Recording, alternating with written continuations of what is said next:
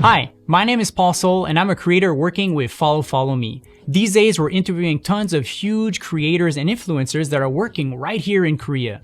Maybe you're thinking of becoming an influencer or a creator yourself? Well, stick around and let's see if we could find out some of their success secrets. And today, I'd like to introduce Sissel. Hey, hello everyone! My name is Sissel and I'm 21 years old and I'm from Denmark. I've been living in Korea for 2 years almost now, doing K-beauty content full-time on YouTube. And yeah, I'm having a blast with it. That's amazing. So what initially, you said you started K-beauty back home, right? Yes. In Denmark. Yeah. What made you start? I started around 5 years ago, and Right. just because I had a huge interest in K-pop at the time, like a lot of other people did, Yeah. and especially at that age, I wasn't very old. Right. So I was really into K-pop and how they looked with their like beautiful makeup, and K-beauty had this kind of like very cheap but very like interesting, cute products theme that I was really like interested in. So that's how I started. So then after you came to Korea and you kept going on your journey, is your content still the same from 5 years ago or has it evolved? Oh, it's definitely changed. I mean, it changes with my interests, and Right. my interest at that time was K-pop. Yeah. And I don't have that interest now at all. Okay. So I changed it to be more personal. So now it's more like, you know, whatever I do for my makeup routine and the products that I truly like and enjoy. Because at that time, I was just interested in K-beauty. So I Yeah. was using just anything. Right. But now I obviously know more. So it's a lot more personal now, yeah. So when you prepare a video, how do you choose which products you're going to talk about and use? I actually have a huge interest in veganism and vegan products and cruelty-free products and brands that really focus on sustainability. Yeah. That's very important to me. So I always try to choose brands that kind of align with my ideas of what's good for the environment and the health of the planet. So I have a huge interest in that, and I try to stay in that realm Right. to have like a good conscience in promoting these brands to other people. Do you feel that that makes you different from other perhaps YouTubers, the fact that you focus on these kind of products? Yeah, for sure. I mean, there's a lot of YouTubers that actually focus on these kind of products, but Yeah. not in K-beauty. I feel like I'm kind of I'm kind of starting that, hopefully, to spread more awareness of vegan K-beauty and skincare here in Korea, because it's not that big and popular yet, but now we see more brands coming up, and I think it's important to promote these kind of products and Right. make people aware of them so that other people can like make good decisions when they buy K-beauty. Is there something special about the makeup industry in Korea compared to elsewhere? Korea is kind of like the trendsetter for makeup and skincare. So Like both for of them. everywhere? Yeah. Wow. Like all of these amazing ideas of like cushions or Yeah. powdered skincare or all of these really interesting ideas, they all come from Korea first. So it's a really good thing also for if you're just interested in beauty in general to actually make content about the Korean market, because they're so quick with trends. Are you in like close connection with a lot of these Korean companies? Yeah, I mean, it's my full-time job, so I have to have a close relationship with them in order to continuously, you know, work well together. So I have a close relationship with like a lot of the vegan brands here, because also they know that that's exactly why people watch my videos. Yeah. So it's a good way to market for them, and it's a good way for me to continue with my kind of content. Do you feel like you're influencing them? Oh yeah, for sure.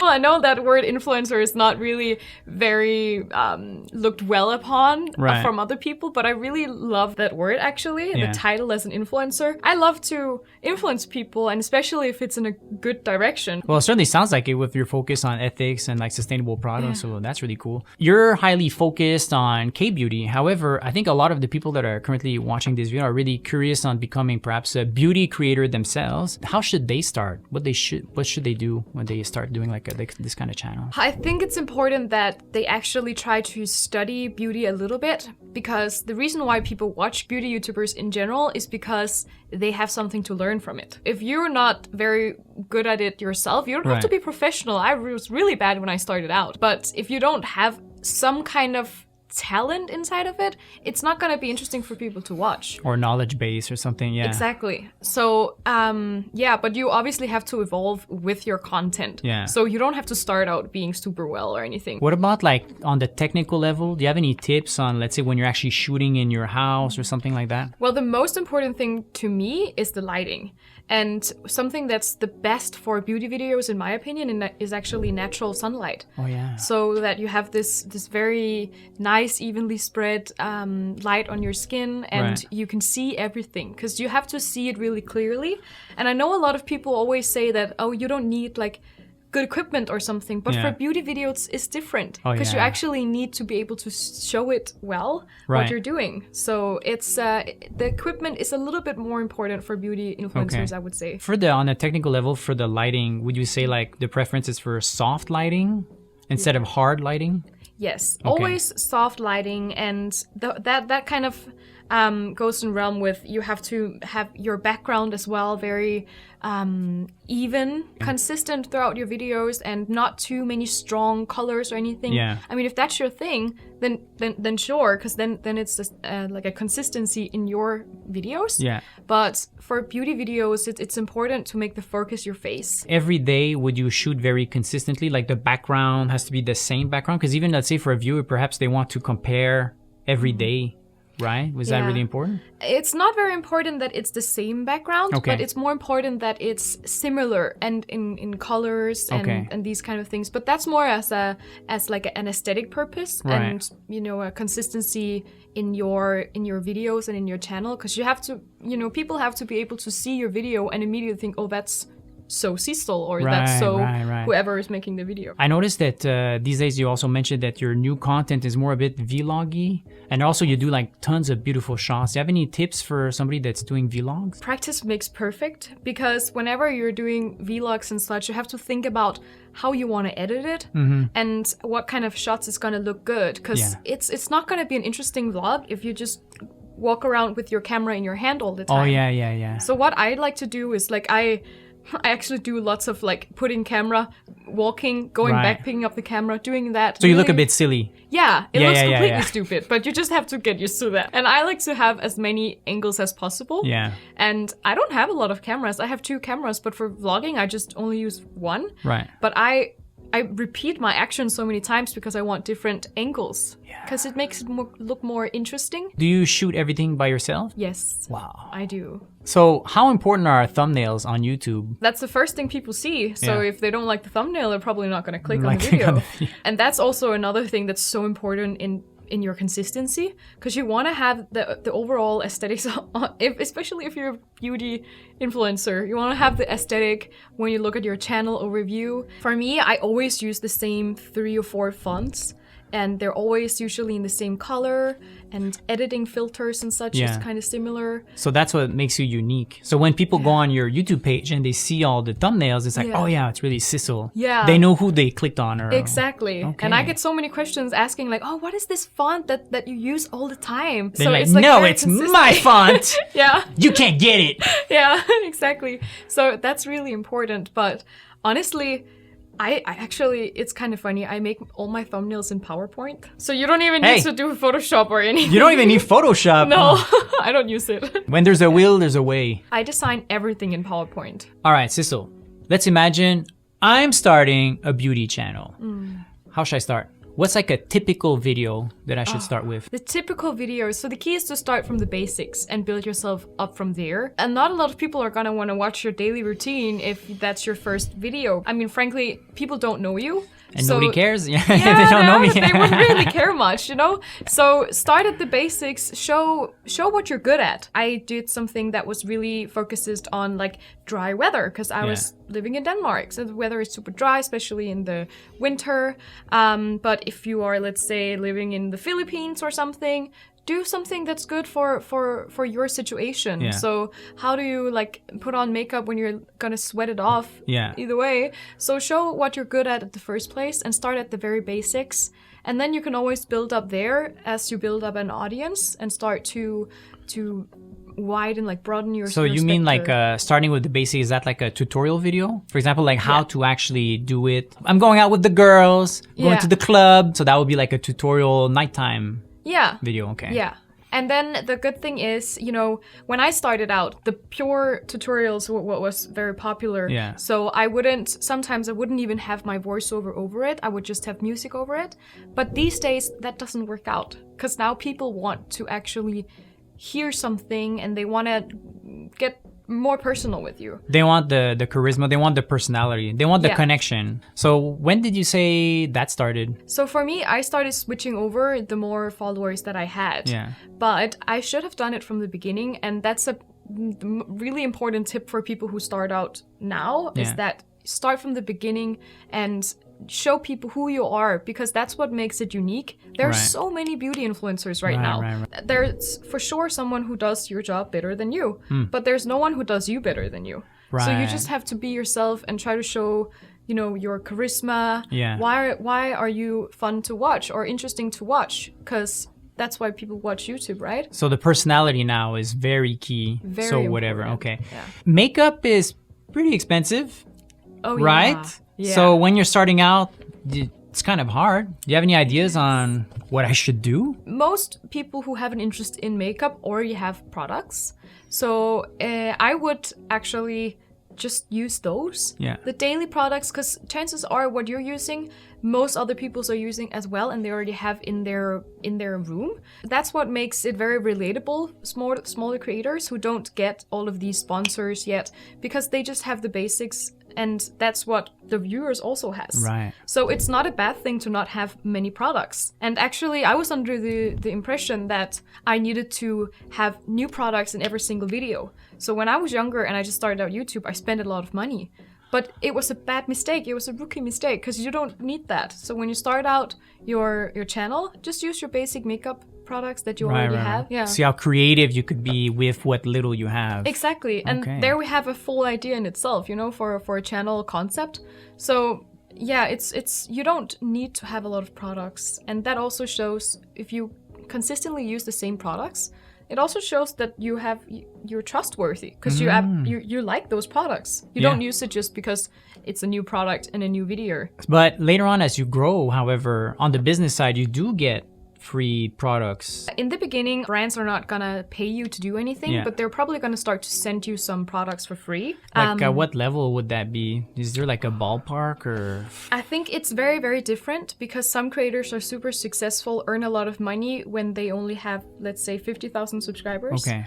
Like me, I didn't start to earn any money before I was at 200,000. Oh I would yeah, say. okay. So beauty, it changes a lot, and it all depends on your views. But usually brands are always interested in sending free products for any kind of exposure. Right. So yeah, that could be a very good idea to also, if you're a small creator, it never hurts to send an email out to a company and ask for some products in return for videos. Because in the beginning, you gotta do these things for free. What kind of videos are the most successful, do you think? Or viral or something, or any trends like that? Beauty influencers and beauty content is not so much about the makeup anymore. It is an aspect of that, of course, but it's, as I said before, about the person as well. So right now we're seeing people who with huge following, like Jeffree Star and James Charles, and they all have this kind of Huge, followings huge, because huge. they're so like Charismatic. yeah, and they talk on camera, and they're very unique to Oh, yeah, themselves, yeah, you yeah. know. So that's you have to balance it out. I think a lot of these bigger influencers do a lot of modeling, including yourself. I think it's important when you're a beauty influencer, you obviously know your good sides, and you are getting very experienced in front of a camera of posing and everything. So if you watch a good beauty video, you always see a recap of how it's gonna turn out in the beginning. Right. You know the end result. Yes. Okay. Because you know the end result, yes, that's interesting, but it's how you got there. So Yeah. you're not spoiling anything. Okay. That's the thing. Is that a learned skill, the posing? You definitely get to know your good sides and your bad sides. And I think, you know, in order to be a beauty influencer, you kind of have to be a little bit self-absorbed. You know, you're sitting there, the whole concept is your face. So that's why I guess a lot of people are doing modeling as well. Would I have to be handsome? I don't like that this is how it is. You know, people who usually have a lot of subscribers in beauty are also considered pretty in some or kind of way. good-looking people. Yeah, Okay. but it's not, it's not about that at all. I would love to see more, beauty influencers who are more like just regular. Yeah, looking. normal people, right? Like we mentioned about like the companies that say sometimes you get sponsors and stuff like that. But I think you started your own company recently, right? It's very, very common for beauty influencers to start either their own makeup line or their own skincare line. I'm really interested in skincare, so that's why I started my brand. Right. I think it's eventually, a step up from YouTube. There's these like steps you take when you're an influencer. Yeah. First, you get a lot of subscribers, then you build your trust, and then you can start to widen your business outside of YouTube as well. Yeah. Because that's eventually, for me, that was my goal. I wanted to start my own company. So nowadays with, let's say, like YouTube, the revenue, it's not always consistent. It's very difficult to be consistent, let's say, with views or things like that. So would you say that the doing business on the side how important is that? It's not important because I think that YouTube in itself is a good enough thing. You can definitely live off of beauty. Beauty creators get it's a very well paid aspect in the YouTube world. Like the AdSense? Not so the much ads? AdSense, but the sponsors are really big compared to other companies, other kind of YouTubers. And these makeup companies are huge, and they have huge budgets because they know how powerful it is. Right. If you're a successful beauty influencer, you live very comfortably. Yeah. It's a good way if you want to just stay in YouTube. You don't have to expand your business at all. But it's a very good idea. I mean, you build up your trust and with your reviews and products and such. And if you can gather all of these things that your followers knows that you love into one product, you're going to be able to sell a lot. So why not? What are the types of content? One is, let's say, tutorial type. You mentioned review. What are the other types of content that would fit in a beauty channel? Something that's recently very popular is the first reaction kind of things. Oh, first reaction. So you open a new product. Yeah. And then you test it out. Okay. Exactly. And we see influencers like Jeffree Star again, who has huge success with that kind of content. Yeah. Because he's very, very, very critical, and he's very honest, and he has been getting out in a lot of like trouble with actually like Kylie Jenner and such because he's so honest, and that's why his followers trust him a lot. He has such a big following that all trust him with everything that they have. So I think that's the whole review thing is very important to also, show your followers what you like and what you don't like, and what kind of products that is good to them. Yeah. Also, that will give you more possibilities with future sponsors as well. So if you review products, it benefits you, even if what happens if it's that you give a negative review?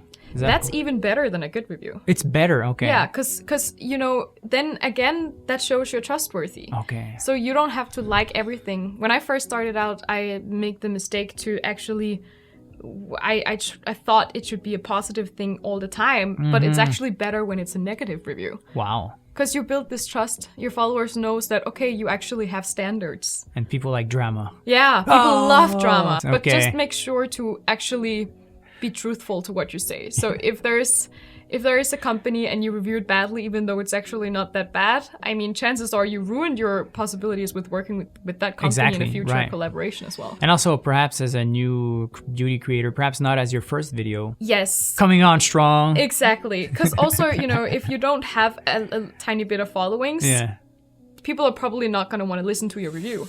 So start with the tutorials, and then when you build content, start to do the reviews and such, because then people want to hear it. Tutorial, reviews, reactions. Then eventually you can do the whole get ready with me thing where you just sit and chit chat about everything. Right. That's where the personality comes in more and more. I mean, your personality should be in all the time, but that's where your personal life comes into it. Oh yeah, okay. So there's also a certain amount of personal life you have to share. Okay. So if you share nothing, people don't have any interest in watching it then. Would you say that's the biggest difference with, let's say, 5 years ago?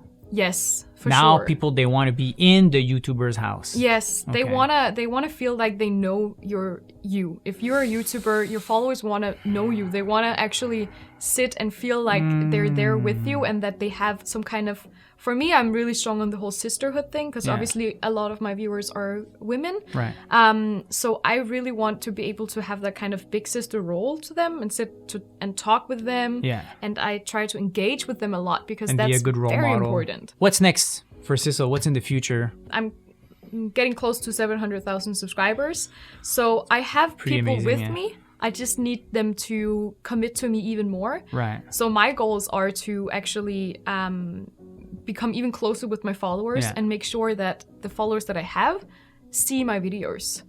Because I don't get 700,000 views on my videos. Yeah. But I want to eventually, try to make them more engaged. You also have like a different channel. You have like the same kind of content, but in Korean, right? On a new channel. Actually, it's very different content. Oh, it's very different content. Okay. Not completely different, but since I am in Korea, I wanted to start to widen my business for Korean companies as well that only has Korean viewers as their target audience or their target buyers. So in order to expand my business and get, more business opportunities in Korea, it's a very good idea to actually make content in Korean for Korean people. In my Korean channel, I only have Korean subtitles. Yeah. So people who don't know Korean cannot understand anything. That's something that I do on purpose because I want to keep the high percentage of Korean viewers. Yeah. That's why you have that saying, the riches are in the niches. So you gotta make sure that you're focusing on a specific type of people. Because now on that channel, I don't have a lot of subscribers. I have 60,000. So let's say I had 60,000, that's all Korean people. That's better than having 100,000 where it's 50-50 foreign and Korean. Oh, yeah. Because the advertisers want to look at the percentage of how many people are there. Because they're who can targeting buy a my specific products. country, right? Yeah. Okay. So pretty much you're doing everything. You have your business, you have the makeup tutorials, the beauty channel, you have the other Korean channel, you do modeling. I think that's enough. Well, I don't have any roof. I just want to continue. Do you have any last comments or something you want to say to our viewers? Just that, remember that it's a really hard job. So if you don't like what you're doing, you're not going to stick with it. So do it because you love it and not because there are good money inside. Sissel, thank you so much. Thanks for having me. And thank you for joining us. And I hope you learned a lot of tips about being a beauty creator. And join us next week on the next episode of Follow Follow Me. Bye-bye.